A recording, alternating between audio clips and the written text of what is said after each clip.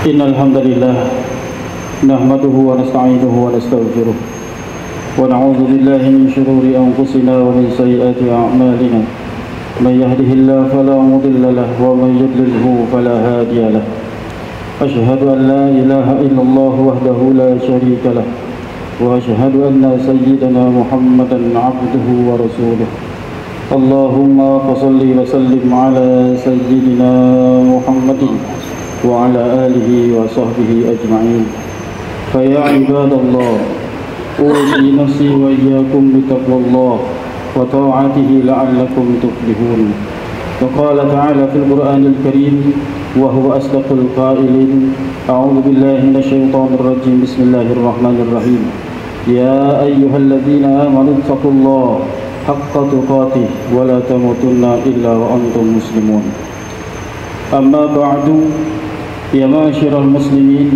والجمرة المؤمنين rahimakumullah. Puji dan syukur kita sampaikan kepada Allah Subhanahu wa taala atas semua karunia nikmat yang telah diberikan kepada kita semua, baik berupa nikmat iman, nikmat Islam, nikmat kesehatan dan kesempatan waktu, sehingga sampai siang hari ini kita masih dapat melangkahkan kedua kaki dan mengayunkan kedua tangan untuk memenuhi panggilan Allah Subhanahu wa taala, yaitu salat Jumat berjamaah. Yang mudah-mudahan dengan harapan salat Jumat yang kita dirikan diterima oleh Allah Subhanahu wa taala dan dapat memberikan fadilah kepada kita semuanya. Sebagaimana yang disabdakan Nabi kita Muhammad sallallahu alaihi wasallam, "Man tawadda'a fa ahsanal wudu." Barang siapa yang berwudu lalu menyempurnakan wudunya, tsumma atal masjid, kemudian mendatangi tempat di mana kita untuk mendirikan salat Jumat dengan syarat wa ansata wastama'a, lalu dia diam dan mendengarkan ketika khatib menyampaikan khutbahnya, illa ghufira lahu ma bainahu wa bainal jum'ati, kecuali dia akan mendapatkan ampunan dari Allah dari Jumat ini sampai Jumat berikutnya, wa ziyadatu salasati ayyam, dan ditambahkan 3 hari setelahnya. Salawat dan salam dengan mengucapkan Allahumma sholli ala sayyidina Muhammad wa ala ali Muhammad, mudah-mudahan tersampaikan kepadanya dan kelak kita akan diakui sebagai umatnya dan akan mendapatkan syafaatnya, amin ya rabbal alamin. Ya ma'asyiral muslimin wal jumratal muwahhidin rahimakumullah. Khatib berwasiat khusus untuk diri khatib pribadi dan seluruh jamaah Jumat rahimakumullah.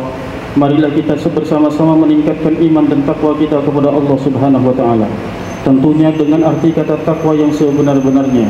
Imtithalu awamirillah wajtinabu an-nawahihi, melaksanakan semua perintah Allah dan menjauhi semua larangan-larangannya. Dengan kata lain, husnul syukri fi ma nala bihi wa husnul tawakkuli fi ma lam yanal bihi wa husnul sabri fi ma fata bihi. Bersyukurlah kepada Allah atas apa yang telah kita dapatkan, bertawakallah kepada Allah atas apa yang belum kita dapatkan, dan bersabarlah atas kegagalan hari ini. Ya ma'asyiral muslimin wal jumratal mu'minin rahimakumullah. Jumat ini adalah Jumat akhir di bulan Sya'ban, dan insyaallah esok kita akan memasuki bulan suci Ramadan. Perlu kita sama-sama tahu, di dalam sejarah di akhir bulan Sya'ban, tepatnya pada saat itu hari Senin, turunlah perintah tentang puasa Ramadan, yaitu yang berbunyi, ya ayyuhalladzina amanu kutiba alaikumusiyam kama kutiba alal ladzina min qablikum la'allakum tattaqun. Perlu kita sama-sama tahu, sejarah membuktikan bahwa Nabi sallallahu alaihi wasallam berdoa setelah dibuli oleh orang Yahudi. Pada saat itu Rasul sallallahu alaihi wasallam dan umatnya berpuasa pada tanggal 10 bulan Muharram. Lalu Rasul dikatakan oleh orang Yahudi, ya Muhammad, engkau kan seorang nabi, mana syariatku? Kok puasanya sama seperti kami memperingati keselamatannya Nabi Musa alaihissalam? Lalu Nabi kita Muhammad SAW berdoa kepada Allah Subhanahu wa taala meminta syariat puasa. Lalu diijabah oleh Allah setelah 8 bulan berdoa kepada Allah Subhanahu wa taala, dan turunlah tepatnya di hari Senin akhir bulan Sya'ban, esoknya bulan suci Ramadan. Ya ma'asyiral muslimin sedang Jumat rahimakumullah. Rasul saja 8 bulan baru diijabah. Lalu bagaimana dengan kita yang mengaku umatnya, yang sholat saja kadang-kadang akhir-akhiran, yang kadang-kadang baca Al-Quran saja sempat atau tidak sempat, itu saja doanya ditangguhkan oleh Allah Subhanahu wa taala. Maka kita sebagai umat Nabi, tujuan dari berdoa yang pertama adalah menghilangkan keakuan, merasa segala apa yang kita dapatkan saat ini karena hebatnya kita, karena cerdasnya kita, karena unggulnya kita. Perlu kita sama-sama tahu dari kisah itu, kita tahu bahwa segala apa yang telah terjadi kepada kita, apa yang kita miliki saat ini sesungguhnya karena Allah Subhanahu wa taala mengizinkan, maka tidak layak bagi seorang muslim jikalau dia tidak bersyukur atas semua nikmat yang telah Allah berikan. Ya ma'asyiral muslimin, sedang Jumat rahimakumullah. Dari bulan Rajab kita berdoa kepada Allah, Allahumma barik lana fi Rajab wa Sya'ban wa balighna Ramadan. Ya Allah, berkahilah kami di bulan Rajab dan berkahilah kami di bulan Sya'ban, wa balighna Ramadan, dan jumpakanlah kami dengan bulan suci Ramadan. Allah telah mengijabah kita bisa melewati bulan Rajab. Dan sekarang Allah yang kedua telah mengijabah kita pun melewati bulan Sya'ban. Pertanyaannya, setelah kita disampaikan ke dalam bulan suci Ramadan, mau ngapain? Andaikan ternyata masuk di bulan suci Ramadan, kita hanya ikut euforianya saja, gembiranya Ramadan, akan tetapi esensi dari tujuan Ramadan yang Allah berikan wahyu kepada Nabi tidak melekat kepada kita. Lalu pertanyaan sederhana, butuh Ramadan berapa kali lagi sehingga kita mendapatkan hidayah dari Allah Subhanahu wa taala? Di akhir-akhir bulan Sya'ban ini Nabi menangis kepada Allah Subhanahu wa taala. Di satu sisi gembira, di sisi lain ada was-was. Apa yang disampaikan oleh Nabi? Allahumma sallimna li Ramadan wa sallimhu lana. Ya Allah, serahkanlah kami kepada Ramadan dan serahkanlah Ramadan kepada kami bil amni wal iman, dalam keadaan aman dan dalam keadaan iman. Para ulama ahli hadis mengatakan, kenapa Nabi mengatakan aman? Karena diinginkan oleh Nabi kepada umatnya adalah aman, bukan hanya sekedar aman situasi, akan tetapi aman rumah tangganya ketika Ramadan datang, aman juga ekonominya ketika Ramadan datang, aman juga di tempat kerjanya ketika dia Ramadan datang. Maka tentunya ditambahkan dengan kata iman, aman juga dalam keadaan iman. Apalah artinya dalam keadaan aman kalau ternyata tidak dibarengi dengan iman? Yang berikutnya Nabi menyampaikan wassalamati wal Islam, dan dalam keadaan selamat serta dalam keadaan Islam, hatta kharaja minhu qad ghafarta, sehingga ketika kami keluar dari Ramadan, akhir dari Ramadan, dipastikan kami telah mendapatkan ampunan dari Allah Subhanahu wa taala. Ya ma'asyiral muslimin, sedang Jumat rahimakumullah. Kenapa Nabi berkata demikian dan berdoa demikian? Perlu kita sama-sama tahu, kita tidak mendapatkan jaminan apakah usia kita sampai besok. Maka kita meminta kepada Allah agar dimasukkan ke dalam bulan suci Ramadan. Rasa gembira kita akan kedatangan bulan suci Ramadan dapat kita wujudkan dengan beberapa hal. Yang pertama, andaikan kita mau kedatangan tamu, dan tamu itu adalah tamu yang kita hormati dan yang sudah dinanti kedatangannya, dan saat ini sudah terkonfirmasi akan kedatangannya, bagaimana sikap kita? Bukankah kita mempersiapkan diri, rumah kita bersihkan dari depan sampai belakang, bila perlu semua perabot rumah kita keluarkan dan kita cat ulang, sehingga tujuannya supaya tamu yang datang kepada kita betah. Oleh karena itu, kita persiapan menghadapi bulan suci Ramadan dengan penuh rasa gembira. Yuk kita bersih-bersih. Maknanya adalah, kiasnya adalah kita bertaubat kepada Allah Subhanahu wa taala. Namun sayang, jikalau kita hanya bertaubat dari kemaksiatan, akan tetapi tidak melakukan amal salih, salat masih ditinggalkan, puasa masih ditinggalkan, zakat pun tidak ditunaikan, dan haji pun padahal dia mampu juga tidak ditunaikan, perlu kita sama-sama tahu, dia perumpamaan memiliki rumah yang megah dan mewah, akan tetapi tidak diisi dengan aksesoris-aksesoris yang selayaknya dan tidak ada yang menghuni. Bukankah rumah tersebut disebut rumah angker?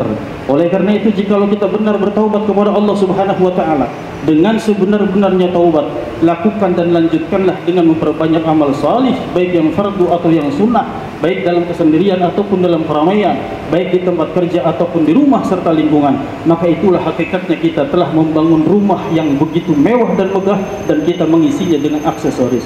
Namun sayang, walaupun dua ini telah kita lakukan, ketika tamu datang, rumah padahal mewah, aksesoris padahal bagus, tapi sayang, sahibul baitnya ketika tamu datang tidak memberikan senyum yang sumringah atau senyum yang senang, maka tamu pun datang ke rumah tidak akan pernah bisa betah.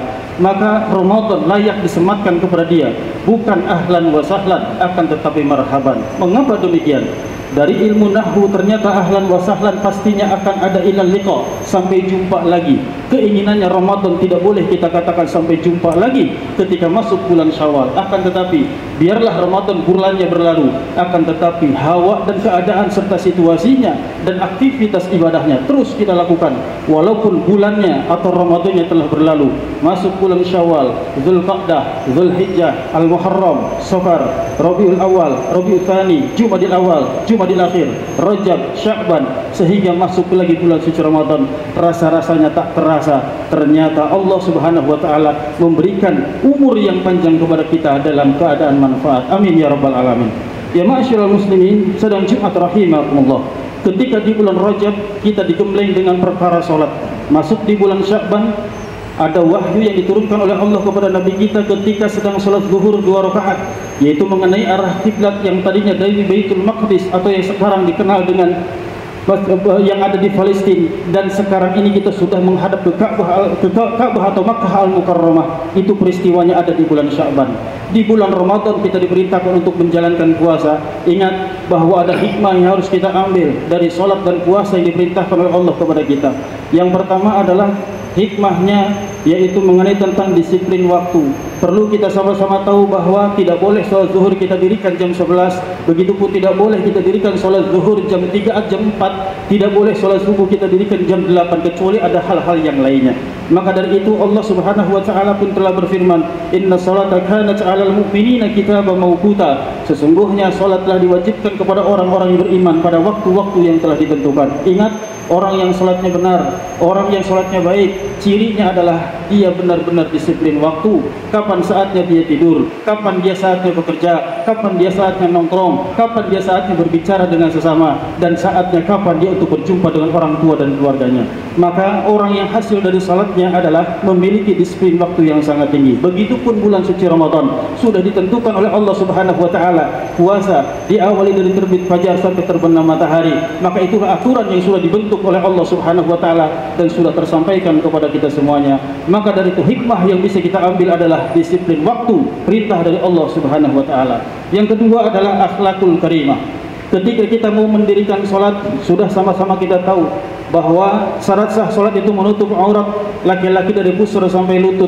Akan tetapi sampai saat ini kita tidak pernah menjumpai ada seseorang yang salat hanya menggunakan kaos dalam dan dia menggunakan kolor semata, yang penting tertutup sampai lutut.